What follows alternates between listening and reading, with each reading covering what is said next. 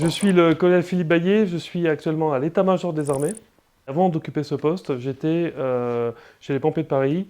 J'étais le chef de l'unité qui fait le nord de Paris et le 93. C'est les 1800 pompiers répartis sur 25 casernes.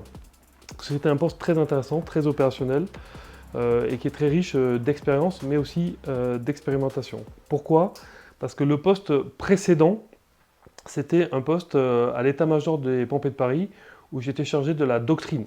Et un des chantiers majeurs qu'on a eu durant les 2 années où j'étais patron de la doctrine a été de décrire notre méthodologie, plutôt de décrire notre méthodologie de retour d'expérience, ce qui a été un travail d'introspection très intéressant et que ensuite j'ai pu embarquer avec moi dans le poste que je viens de vous décrire, où j'ai pu confronter, on va dire, une approche un peu théorique du retour d'expérience à la mise en pratique en tant que chef et la dialectique qu'il y a entre la hiérarchie, mais aussi une certaine culture de la valorisation de l'erreur, en tout cas de sa prise en compte dans un contexte qui était radicalement différent de la partie théorique en fait.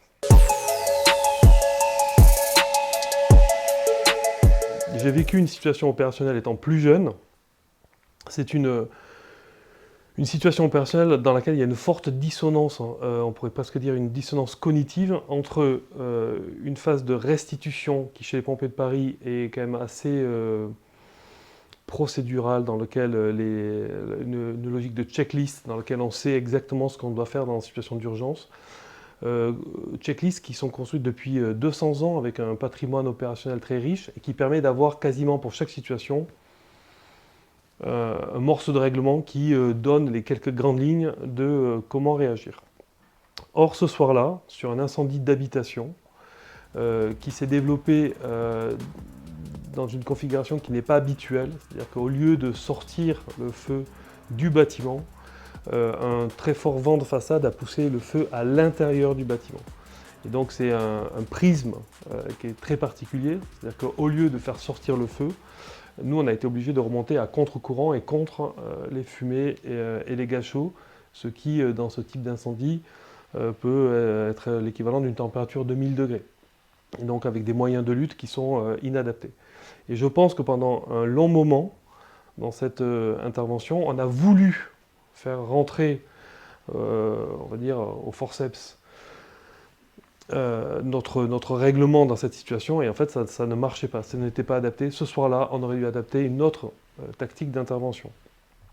Mais pour le comprendre, il faut l'expérimenter, il faut accepter de tester quelque chose, de se rendre compte que ça ne marche pas, et il faut être à l'écoute des signes qui vous prouvent que ça ne marche pas.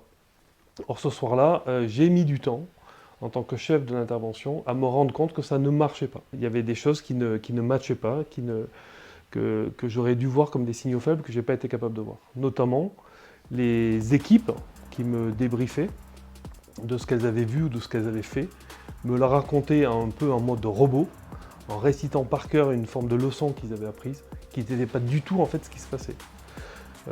J'ai moi aussi eu sans doute dans ma manière de parler des propos inadaptés. Typiquement, on était très préoccupé par le sort d'une personne qui était handicapée.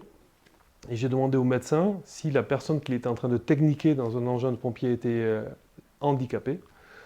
Et vu qu'il était en train de l'intuber, bien sûr, il m'a dit qu'elle était handicapée, en me prenant un peu de haut, parce que effectivement, ça semble assez logique que quand on a des tuyaux enfoncés partout, on est handicapé.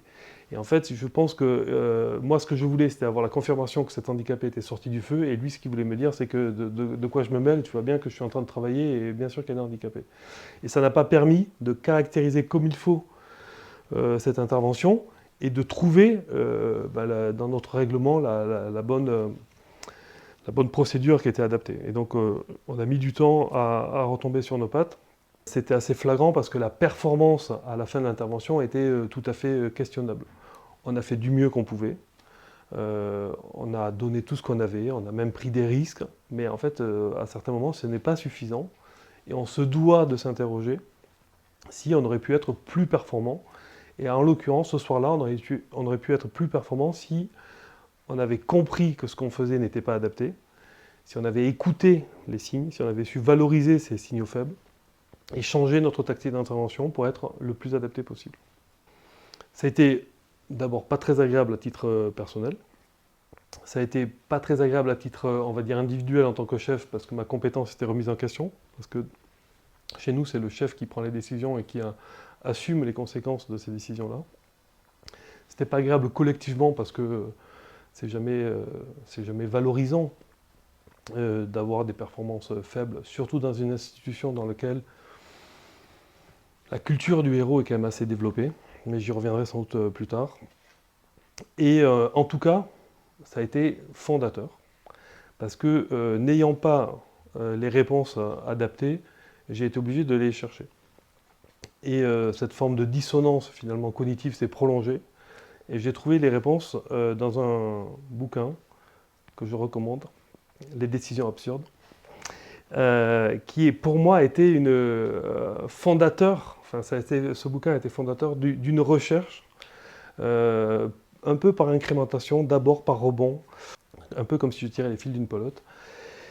Et par rebond, j'ai eu accès aux grands principes des facteurs humains, des biais cognitifs, de la sécurité gérée, et j'ai fait mon petit bonhomme de chemin là-dedans. Alors qu'au début de ma carrière, je concevais mon métier comme très rationnel, pouvant être mis en équation, des trucs très physico-chimiques, la température des fumées, la couleur des flammes, la taille de l'appartement, la force de la ventilation. Et je me suis rendu compte que ce n'était pas suffisant pour être performant opérationnellement, parce qu'à titre individuel, comme dans le collectif, il y avait des principes qu'il fallait intégrer pour obtenir une meilleure performance. Je me suis rendu compte qu'il y avait quand même des blocages, on va dire, des blocages culturels. Le principal, c'est que nous sommes dans les Pompiers de Paris, une unité qui valorise la réussite, qui a tendance à susciter l'émulation. On est tiré vers le haut, on est encouragé à progresser, à donner le meilleur de soi, etc. Et quelque part, y compris dans la société, on a l'image du super-héros. Je pense qu'à force de vectoriser cette image du super-héros, on finit par y croire nous-mêmes. Or, ça ne va pas de pair avec ce dont je vais parler. C'est-à-dire que pour moi, mon axe d'effort pendant les 2 ans où j'étais le patron de mon unité a été de faire basculer cette unité d'un culte de la perfection vers une culture de la performance. Et pour moi, la différence entre les deux, c'est la gestion de l'erreur et la valorisation de l'erreur. C'est que dans un cas, culte de la perfection, on est sur quelque chose de absolument inatteignable, puisque nul d'entre nous n'est parfait, et que la culture de la performance, il y a une notion d'apprentissage. Et c'est ce que j'avais défini par l'antifragile, c'est-à-dire que parce que l'on tombe, on est capable de se relever, et de se relever plus fort que ce qu'on était avant d'être cassé. Et donc, l'idée, ça a été d'avoir un peu une approche presque philosophique, d'essayer d'expliquer à mes soldats que je voulais qu'on change notre façon de se concevoir nous-mêmes, et qu'on ne soit plus des super-héros, mais qu'on soit juste des machines apprenantes pour progresser. Et le carburant de ce progrès était l'erreur. Et donc il fallait l'exporter, la mettre au grand jour, travailler dessus. Et par définition, si on veut la mettre en valeur, la mettre en lumière, il ne faut pas la cacher. Et donc il faut la déculpabiliser, voire la dépénaliser dans certains cas.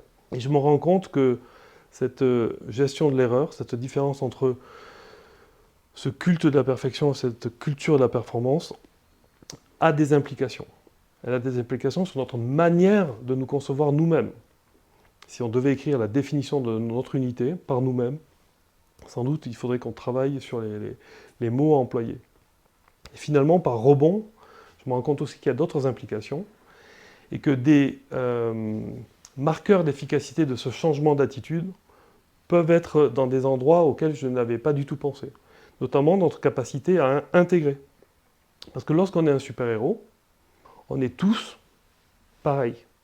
Puisque la figure du super-héros, lorsqu'on ferme les yeux, on a tous en tête l'image du super-héros pompier. Les pompiers eux-mêmes, quand ils ferment leurs yeux et qu'ils imaginent le pompier super-héros, ils ont tous à peu près la même image en tête. Donc typiquement, il me semblait qu'un des indicateurs de cette évolution était notre capacité à intégrer.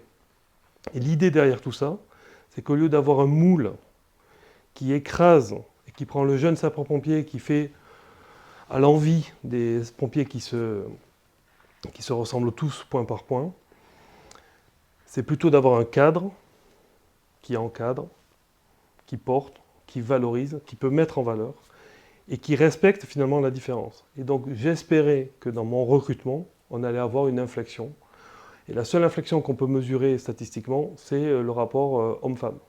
On ne va pas mesurer autre chose dans la diversité, dans la sociologie de notre unité que le rapport homme-femme.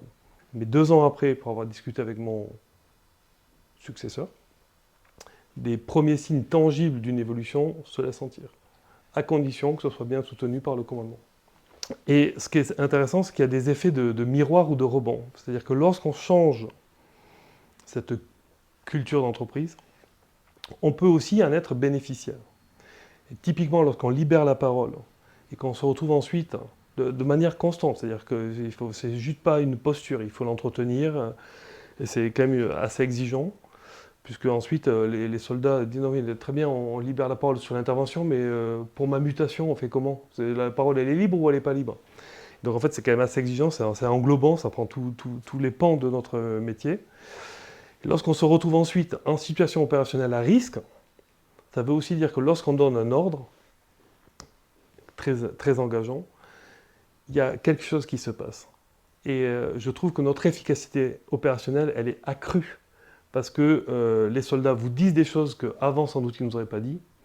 Alors, ce n'est pas qu'ils contestent l'ordre que vous avez donné, c'est que la construction de l'ordre, tout le process qui amène à faire en sorte que le chef donne un ordre, est beaucoup plus solide, beaucoup plus robuste, parce qu'il y a des forces, des forces en présence qui sont une forme de collectif beaucoup plus solide.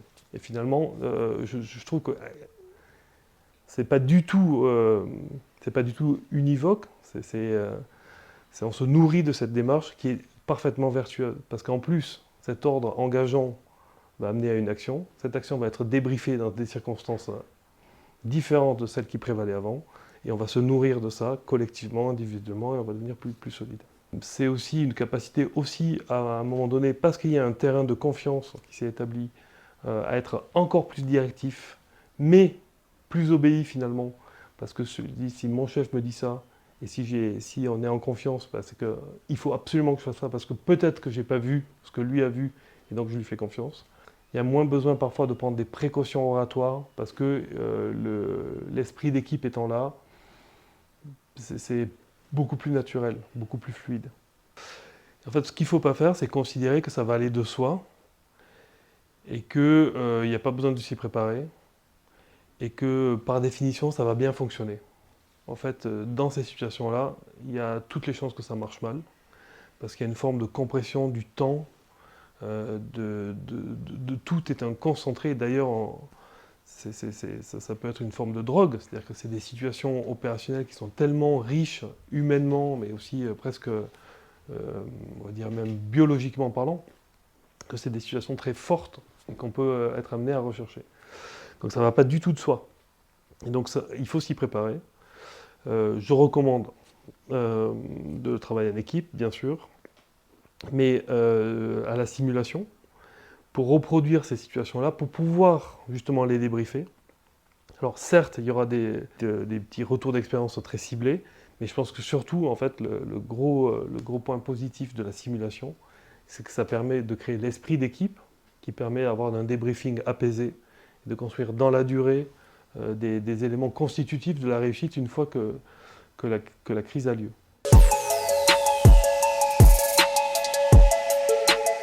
Je sers actuellement au commandement de la cyberdéfense à l'état-major des armées.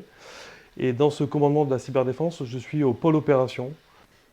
Pourquoi les hôpitaux sont si souvent attaqués au point de vue cyber? D'abord parce qu'ils sont mal protégés et que en fait, l'attaquant va là où c'est le plus faible. Ils sont en général mal protégés. Et c'est que surtout, ça sert à faire des attaques par rebond. Parce qu'une fois que vous avez accès à la donnée patient, vous pouvez faire de nouvelles attaques très ciblées. Et là, vous utilisez des principes de facteurs humains et des biais cognitifs bien connus. Vous envoyez un email à la cible, à la deuxième cible, en disant « Dans le cadre de votre rendez-vous médical, monsieur Untel, dans le cadre de votre rendez-vous médical avec le docteur Untel, ces deux informations étant parfaitement valides, puisque vous le savez, puisque vous avez accès aux données, on vous demande de cliquer sur tel lien pour confirmer votre rendez-vous. Si vous ne cliquez pas dans les 24 heures, le rendez-vous sera annulé. » Cette seconde attaque, elle est imparable. 90% des gens vont cliquer sur le lien. Et lorsque vous cliquez sur le lien, c'est déjà trop tard. La deuxième attaque est lancée et votre ordinateur est cryptoloqué en quelques minutes. Donc en fait, oui, les principes de facteur humain et la cybersécurité vont largement de pair, peuvent servir à la défense, mais peuvent servir aussi à l'attaque. À bientôt sur Safety Team Academy.